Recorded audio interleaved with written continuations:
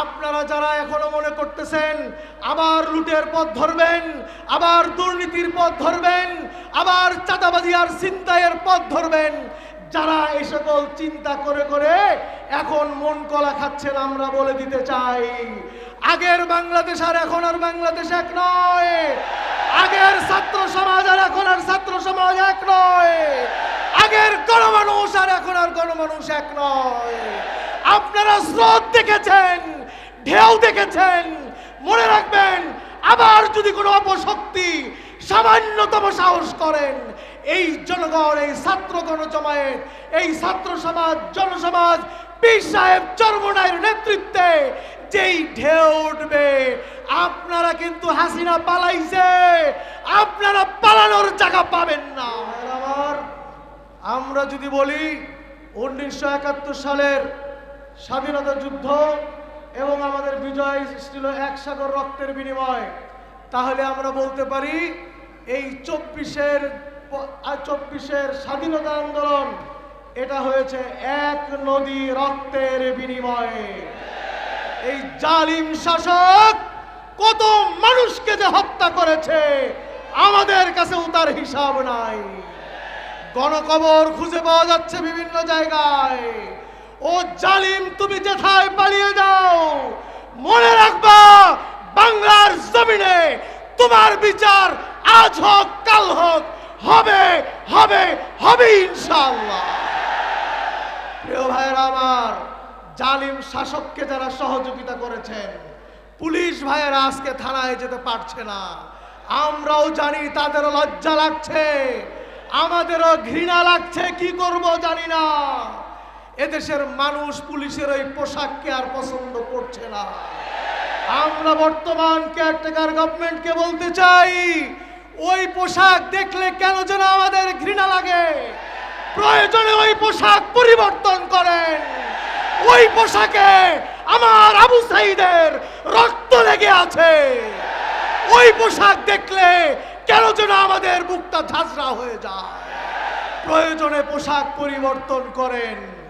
আর যারা সেদিন আমার ভাইদেরকে গুলি করেছে, এ সকল পুলিশ ভাইয়েরা করেছে, আপনারা চাকরিতে আপনাদের জয়েন করা দরকার নাই, বিদায় নিয়ে যান, পালিয়ে যান। আপনাদেরকে আমরা দেখতে চাই না। সরকারকে বলবো প্রয়োজন নতুন লোক নিয়োগ দেন, যারা দেশপ্রেমিক, দেশের মানুষের প্রতি যাদের দায়বদ্ধতা আছে, ভালোবাসা আছে, তাদেরকে নিয়োগ দেন। প্রিয় ভাইয়েরা আমার, আমরা বলতে চাই, শেষ কথা আমাদের মুরব্বীরা বক্তব্য রাখবেন। সংক্ষেপে বলি, আমাদের বিগত জালিম স্বৈরাচার আমাদের অর্থনীতি শেষ করে দিয়ে গেছে, বাজার ব্যবস্থা শেষ করে দিয়েছে, পরিবহন সেক্টর শেষ করে দিয়েছে, মানবাধিকার শেষ করে দিয়েছে, নির্বাচন ব্যবস্থা শেষ করে দিয়েছে। আপনাদের কাছে আমাদের অনেক প্রত্যাশা, আমাদের শিক্ষা ধ্বংস করে দিয়ে গিয়েছে। আপনাদের কাছে ছাত্র সমাজের, গণমানুষের প্রত্যাশা, অনতিবিলম্বে আপনারা দ্রুত সময়ের মধ্যে এটার একটি সুন্দর পরিবেশ তৈরি করেন। মানুষের প্রত্যাশাকে, আবেগ এবং ভালোবাসাকে কাজে লাগিয়ে একটি সুন্দর রাষ্ট্র গঠনের জন্য একটি পথ নির্দেশ করেন এবং সেই পথে অগ্রসর হওয়ার জন্য চেষ্টা করুন। আমাদের দৃঢ় বিশ্বাস এদেশের গণমানুষ আপনাদের সাথে থাকবে।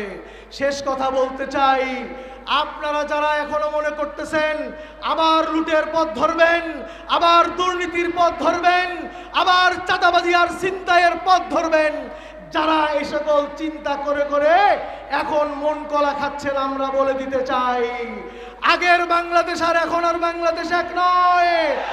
আগের ছাত্র সমাজ আর এখন আর ছাত্র সমাজ এক নয়। আগের গণমানুষ আর এখন আর গণমানুষ এক নয়।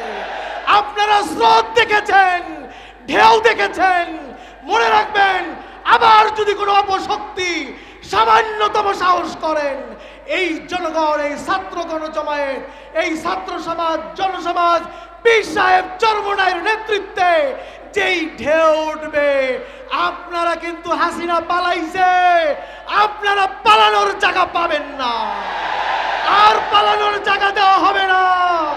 কাজেই দেশকে ভালোবাসুন, জনগণকে ভালোবাসুন, মানুষের কানাতারে এসে মানুষের পক্ষে কথা বলুন। আমরা জানি এখনো অনেক ওলামায়ে কেরাম গ্রেপ্তার আছে, অনতিবিলম্বে তাদেরকে মুক্তির বন্দোবস্ত করুন। মেট্রো রেল সহ ঢাকার মানুষের জন্য বিভিন্ন যে ব্যবস্থাপনা আছে এগুলিকে নানা অজুহাত দেখিয়ে বন্ধ করে দেওয়া হয়েছে। গণমানুষের পয়সার টাকা, এটা হাসিনার পয়সায় মেট্রো রেল হয় নাই, জনগণের পয়সার মেট্রো রেল অনতিবিলম্বে খুলে দেওয়ার ব্যবস্থা করুন। আজকের সমাবেশে উপস্থিত হওয়ার জন্য ঢাকা মহানগর উত্তর দক্ষিণ ইসলামী আন্দোলনের পক্ষ থেকে আপনাদেরকে আন্তরিক শুভেচ্ছা এবং মোবারকবাদ জানিয়ে বক্তব্য এখানে শেষ করছি। ওয়া মা আলাইনা ইল্লাল